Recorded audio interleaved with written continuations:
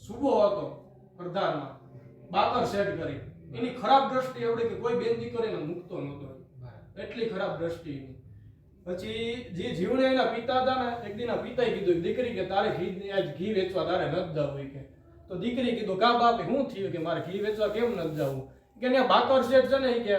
એ કે નહીં ખરાબ છે એ કે બહુ કોઈ બેન દીકરીને મૂકતો નથી એ કે માં એ કે આપણા ઘરે જગદંબા છે કે હાલ જવા તો દે ઘી વેચવા એ કે માં ગઈ ઘી વેચવા ગઈ ને બાકર શેઠ આવ્યો બાકર શેઠે હાથ નાખ્યો કે તો અંગ રૂવા ચા ઓવડા વ્યાપી જ્વાળા જો માતાજી સિંહનું રૂપ લીધું હો ભાઈ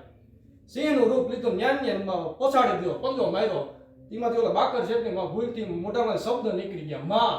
તો માય ન્યાન માફ કરી દે ન્યાન માં શબ્દ બોલાણો તો ન્યાન જમીનની અંદર થાપી દીધો આથી કે હું તો પૂજાય તું આ પીર થઈને પૂજાય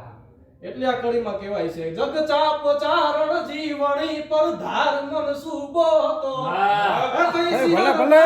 શેઠ પર ધાર માં ચીરો હતો ઊંધો પછાડીને પીર થાયપો અગડ પર જાયા પિયા અણમોલ હાય અમતણા મારી દિવસ ક્યાં જા તારયા મારી દિવસ ક્યાં જા તારયા વાહ ભાઈ વાહ વાહ ભાઈ વાહ